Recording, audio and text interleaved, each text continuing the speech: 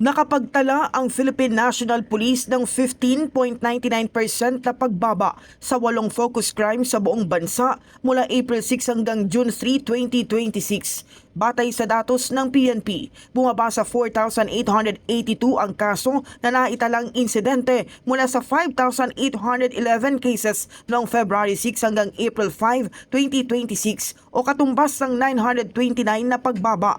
Pinakamalaki ang ibinaba ng kaso ng rape sa 30.7%, sinundan ng carnapping ng motor vehicles sa 25.93% at physical injury sa 25.18%. Ayon kay PNP Chief Police General Jose Melencio Nartates Jr., patunay ito na epektibo ang pinaigting na police visibility, mabilis sa pagtugon at pakikipagtulungan ng komunidad.